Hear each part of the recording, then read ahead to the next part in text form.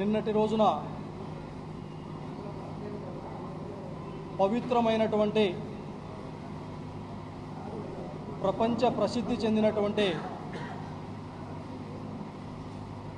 మన రాష్ట్రానికే కాదు మన దేశానికే ఒక గొప్ప భక్తిభావం ఉన్నటువంటి ఆధ్యాత్మిక తిరుమల తిరుపతి దేవస్థానానికి సంబంధించినటువంటి పరిస్థితి మొన్న జరిగినటువంటి అత్యంత ఘోరాతి ఘోరంగా నిష్కారణంగా 6 మంది చనిపోవటం, జరిగినటువంటి తొక్కిసలాటలో ఎక్కువ మంది గాయాలు కావటం చాలా చాలా దురదృష్టం, బాధాకరమైనటువంటి సంఘటనగా మేమంతా చింతిస్తున్నాం. ఇక్కడ మనమందరం ఒక విషయం ఆలోచిస్తే, గతంలో తిరుమల తిరుపతి దేవస్థానం యొక్క చరిత్రలో ఇంతటి ఘోరమైనటువంటి పరిస్థితి గతంలో ఎప్పుడు ఉండేటటువంటిది జరగలేదు. దానికి కారణం అధికారులు మరియు ప్రభుత్వం మధ్య ఒక సమన్వయంతో లక్షలాది మంది భక్తులు వచ్చేటటువంటి తిరుమల తిరుపతి దేవస్థానం నందు ముందు జాగ్రత్తగా మౌలిక సదుపాయాలు ఎటువంటి ఆటంకం కలగకుండా జాగ్రత్తలు తీసుకోవడం వల్ల గతంలో ఇటువంటి పరిస్థితులు జరగల. మరి ఈ మధ్యకాలంలో తిరుమల తిరుపతి దేవస్థానానికి సంబంధించినటువంటి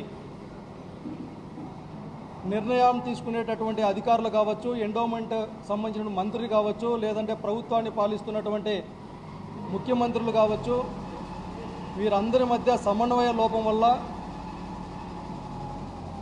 తిరుమల తిరుపతి దేవస్థానానికి సంబంధించినటువంటి చైర్మన్ మరియు ఈఓ మధ్య ఆధిపత్య పోరుకు, వారి మధ్య ఉన్నటువంటి ఈగో ప్రాబ్లమ్స్కి అమాయకులైనటువంటి భక్తుల యొక్క ప్రాణాలు పోవడం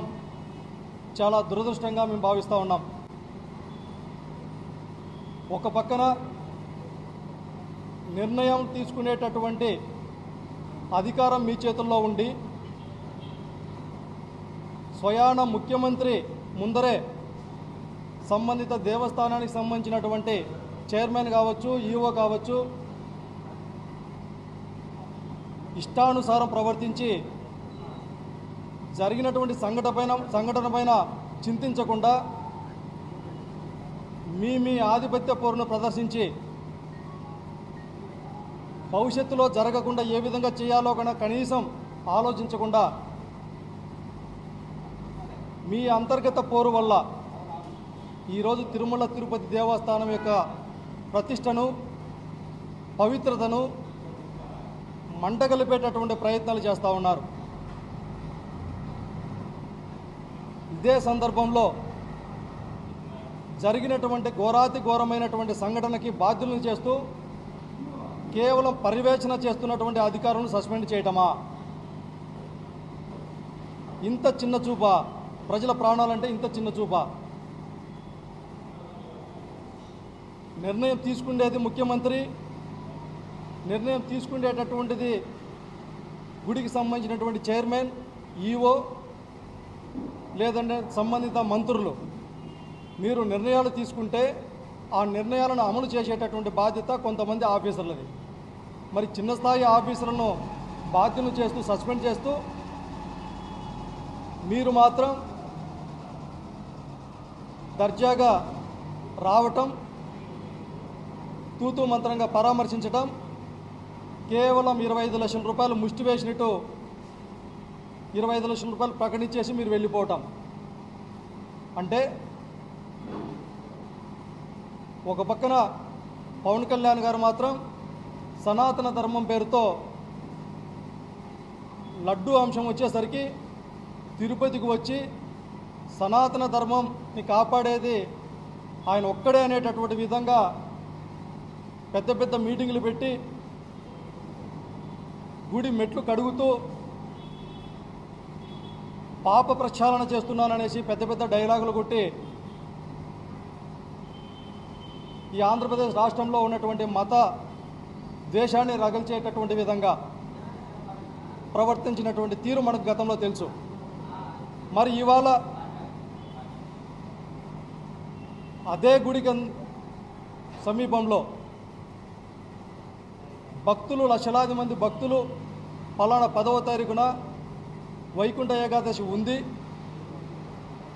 ఆ యొక్క పవిత్రమైనటువంటి రోజున దర్శనం చేసుకోవడం కోసం హిందువులంతా అక్కడికి వస్తారని తెలిసి కూడా స్వయంగా ముఖ్యమంత్రి చంద్రబాబు నాయుడు గారు కుప్పంలో 3 రోజుల మీటింగ్ పెట్టి ఉన్నటువంటి పోలీస్ వ్యవస్థనంతా కుప్పంలోకి తరలిస్తే లక్షలాది మంది వచ్చేటటువంటి తిరుమల తిరుపతి దేవస్థానానికి సంబంధించినటువంటి భద్రతను గాలికి వదిలేసి ఒక పక్కన ఈఓ, చైర్మన్ వీళ్ళందరూ ఎవరు విఐపీలు వస్తారా, ఎవరు ఇతర రాష్ట్రాల నుంచి వస్తారా, వారికి అన్ని విధాలుగా ప్రోటోకాల్ కల్పించడం, వారిని దగ్గరుండి సకల మర్యాదలు చేసి వారికి దర్శనాలు కల్పించేటటువంటి బాధ్యతను మాత్రమే తీసుకొని భక్తుల మనోభావాలు దెబ్బతినే విధంగా భక్తులను ఏమాత్రం పట్టించుకోకుండా వేల మందిని ఒకచోట గుమిగూడేటట్టు చేసి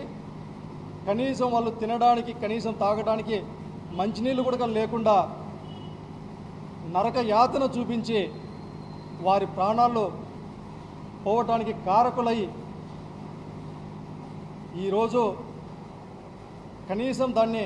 ప్రక్షాళన భవిష్యత్తులో చేయడానికి భయపడే పరిస్థితులు కూడా తీసుకొని రాకోకుండా దీనికి సంబంధిత బాధ్యులైతే ఎవరైతే నిర్ణయం తీసుకునేటటువంటి అధికారులు ఈఓని సస్పెండ్ చేయాలా, చైర్మన్ని తొలగించాలా, మరి దీనికి సంబంధించిన ప్రభుత్వమే బాధ్యత వహించాలా, ముఖ్యమంత్రి గారు బాధ్యత వహించాలా, సంబంధిత మంత్రి బాధ్యత వహించాలా,